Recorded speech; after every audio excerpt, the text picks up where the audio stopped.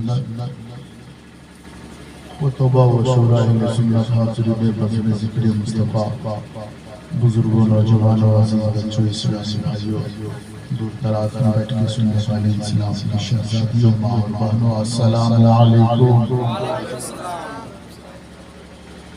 الحمدللہ نحمده ونصلي ونسلم على رسوله الكريم أما بعد فأعوذ بالله من الشيطان الرجيم بسم الله الرحمن الرحيم وبالوالدين إحسانا وقال النبي صلى الله عليه وآله وسلم إذا صليتم على الميت فأخلصوا صدق الله العظيم وصدق رسوله النبي الكريم ونحن على ذلك من الشاهدين والشاكرين والحمد لله رب العالمين آمين بجاه سيد المرسلين درود شریف پڑھیں اللهم صل على سيدنا وشفيعنا وحبيبنا ونبينا ومولانا محمد وآله وسلم صلوا عليه صلاة وسلاما عليك حبيبي يا رسول الله صلى الله تعالى عليه وسلم قابل مبارکباد ہیں آپ حضرات تقریباً بعد نماز عشاء سے اب تک ہمارے اکابر علماء سنت خطبہ سنت مشورہ سنت سے اچھی شاعری اچھی خطابت عمدہ نصیحت سماعت ہمارے اللہ جل شانہ آپ سبوں کی حاضری کو قبول عطا فرمائے۔ اب سننے کا وقت نہیں رہا ہے، اب سننے کا وقت ہے۔ یہ صحیح ہے نا؟ بولیں سوئیں گے نا سنیں گے سو رہے تھے سنیں گے سوئیے گا بھی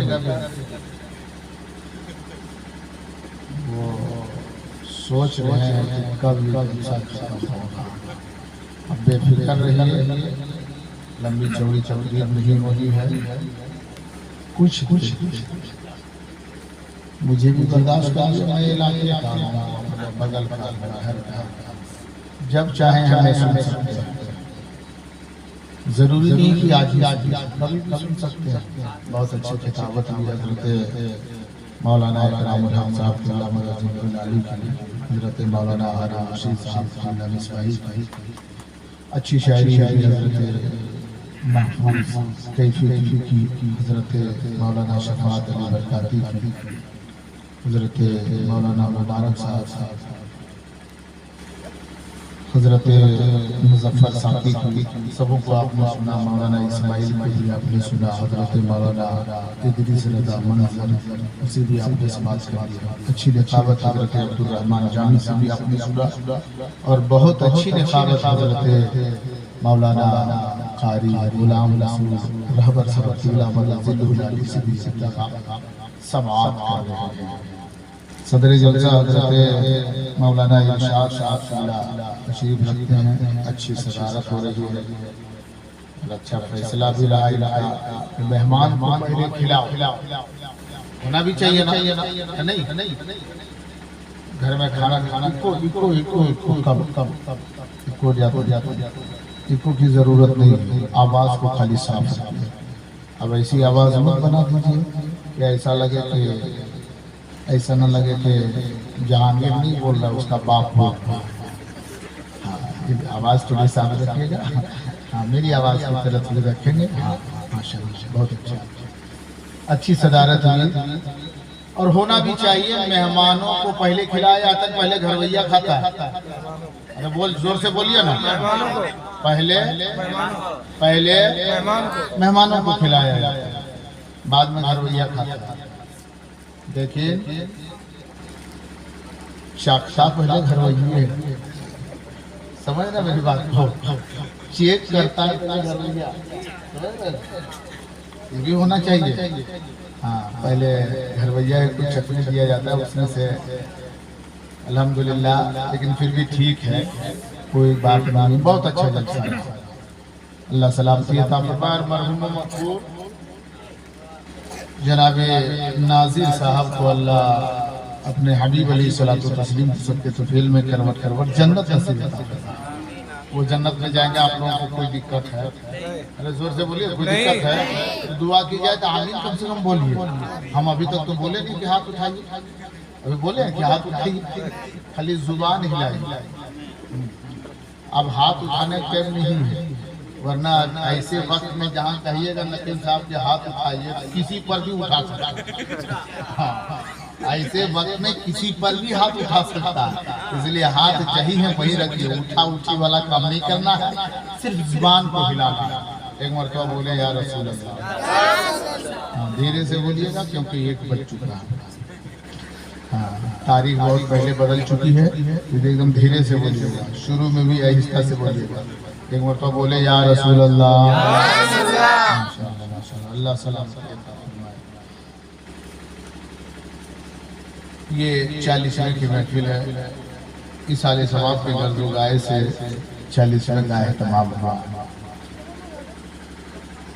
آقا کائنات صلی اللہ تعالی علیہ وآلہ وسلم ارشاد فرماتے ہیں، اذا صلیتم علی المیت فاخلصوا له الدعاء، جب تم جنازے کی نماز پڑھ لو تو میت کے لیے خاص کر کے دعائیں کرو، خالص میت کے لیے دعائیں کرو۔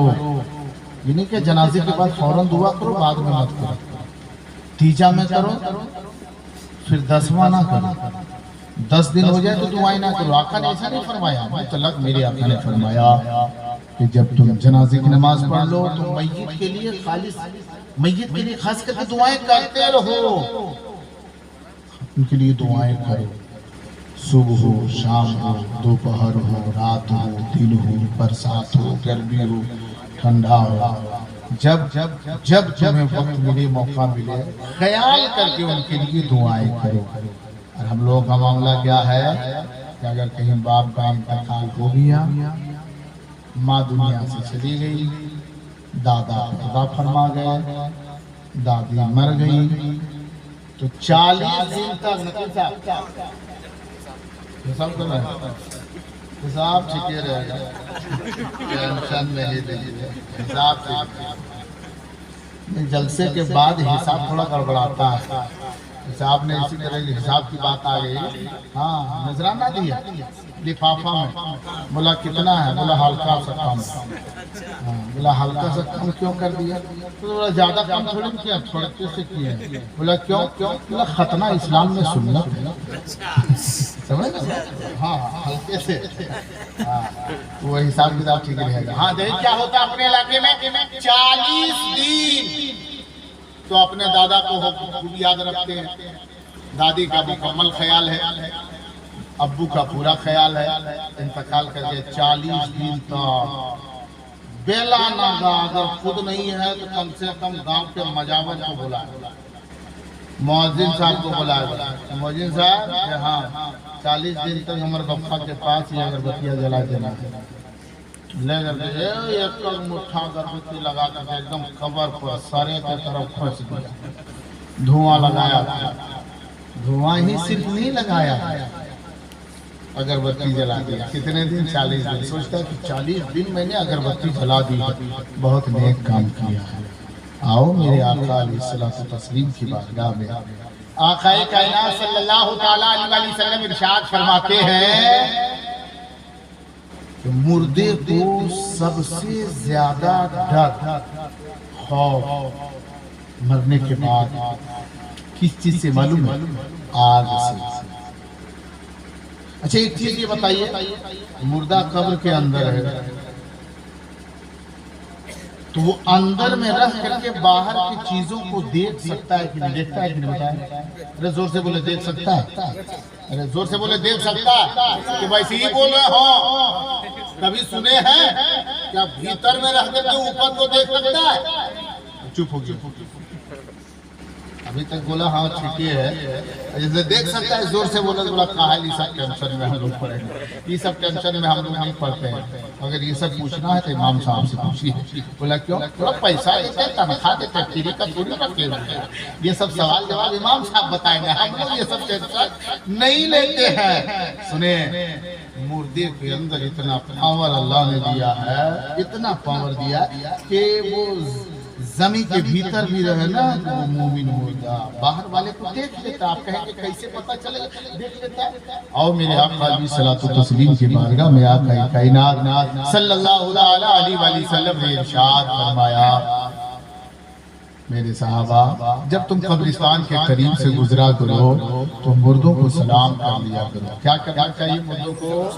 ارے زور سے بولے، مردوں کو، قبر والوں کو سلام کر لو۔ میرے آقا علیہ الصلوۃ والتسلیم کا اتنا فرمانا تھا، صحابہ نے عرض کیا، حبیبی یا نبی اللہ علیہ التحیۃ والثناء، اے میرے آقا کیا ہم مردے کو سلام کریں، قبر والوں کو سلام کریں گے تو کیا قبر والے ہمارے سلام کو سنتے بھی ہیں؟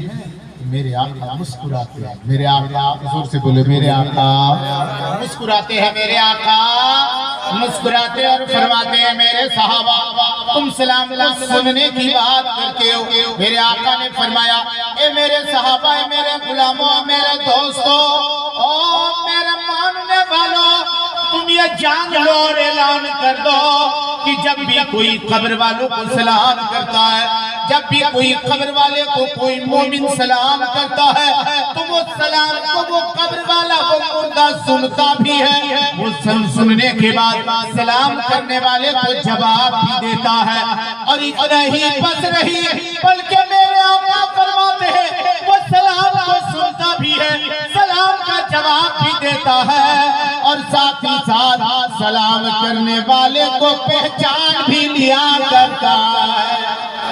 وہ سلام کرنے والے کو پہچان لیتے ہیں۔ اچھا یہ بتائیے پہچانے گا کیسے؟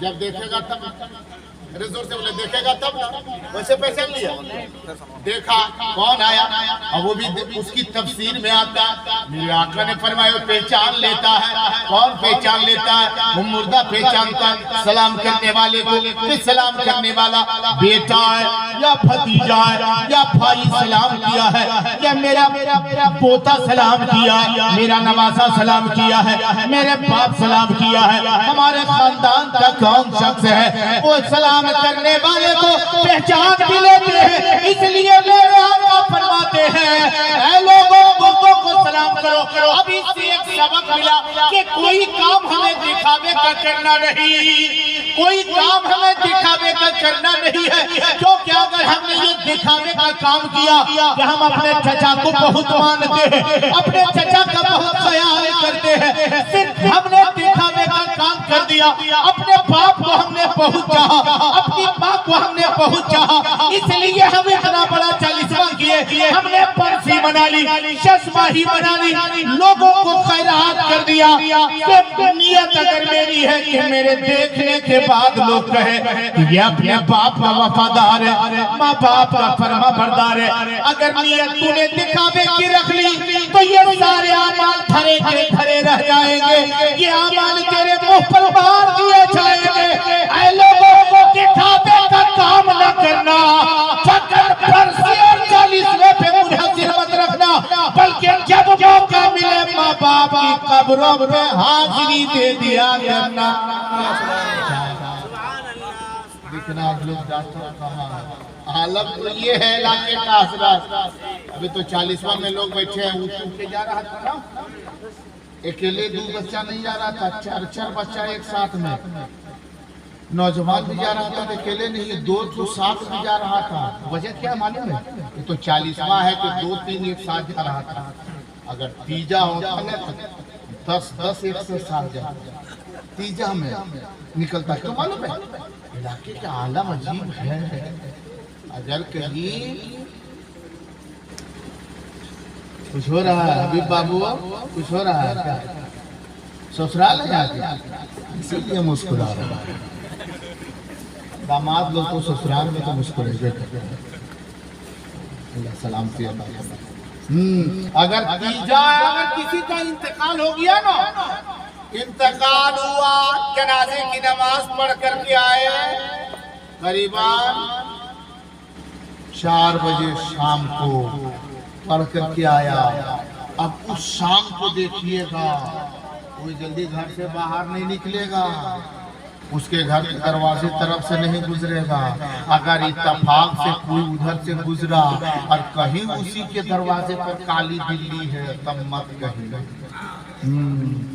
दूसरे कहेगा ए इधर लेकिन ऊपर दादा आएगा, उसका दादा आया कहा रे, देखो वो अब बिल्ली है कि दादा है रे, वो बिल्ली है कि दादा, अजीब हालत है। उसके बाद देखिए इलाके में मालूम है, कुत्ता को देख के डर रहा था, कुत्ता को, मोटा तगड़ा कुत्ता था, मोटा तगड़ा कुत्ता था, और जिसका इंतकाल हुआ था वो आदमी बहुत मोटा तगड़ा। उसी दिन वो नया कुत्ता पर आया था, कुछ मेहमान लोग आया हुआ था, खिलाया पिलाया, तो पतल उतल में कुछ बचता फिरता था ना, तब कभी नहीं आया था, वो आ गया। वो आया, जब देखा शाम को, उसके बाद में गाँव में हल्ला लेकिन अरे कुत्ता है, मोटैया देखना, मोटैया मोटा क्या, जुमराती चाचा इसी तरह मोटा था। हाँ, उसको मोटा कुत्ता बना दिया है। अच्छा ये बताओ तो फुर्सत कैसे मिली वहां से आने का, कुत्ता बन के आया। आज ये हमारा अकीदा इतना बुरा हो चुका है, हमारे पास इल्म नहीं है, अपने मुर्गे को हमने गलत कर दिया, वो बिल्ली है, कुत्ता बन गया। यही मोहब्बत है।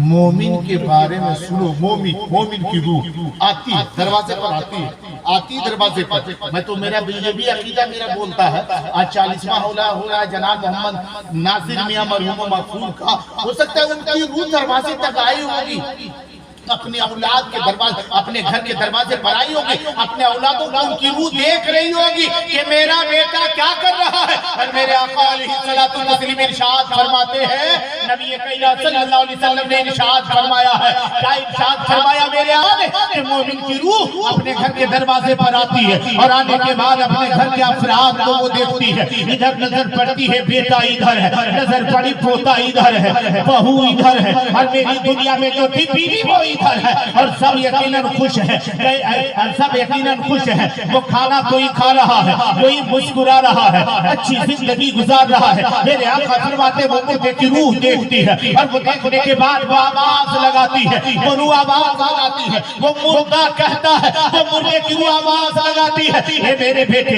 मैंने तेरी परवरिश की थी, हे मेरे बेटे माँ की रूह होती है वो भी आवाज देती है, हे मेरे बेटे मैंने तेरी परवरिश की। हम ढंग की वो रातें थी जब तू पेशाब बिस्तर पे किया करता था ना, तो तेरे भीगे हुए बिस्तर पे मैं सो जाया करती थी, और तुझे सूखे हुए बिस्तर पे सुलाया करती थी। आज मैं तो नहीं हूँ दुनिया में, लेकिन मेरे बेटे तू दुनिया में है। मेरे अगर कोई मुझे अगर मिठाई भी दिया करता था, अगर कोई मेरे हाथ में कोई खाने की चीजें दिया करता था ना, तो वो मैं खाया नहीं करती थी, बल्कि अपने आंचल के कोने में बांध करके उसे महफूज कर लिया करती थी। इस बुनियाद पर किस लिए कि मेरा बेटा आएगा मैं उसे दूंगी। इंतजार तेरे में करती रहती, घंटे 2 घंटे ही नहीं बल्कि मुकम्मल पूरे दिन इंतजार करती, कहीं तू खेलने जाता कहीं चला जाता था, और नहीं आता था मैं इंतजार करती रहती थी। शाम को आता था ना, तो उस वक्त वो गट्ठर से कोने से अपने आंचल के गोशे से कोने से वो गठरी को खोलती थी, और उसमें ऐसा था कि वो गठरी में पूरे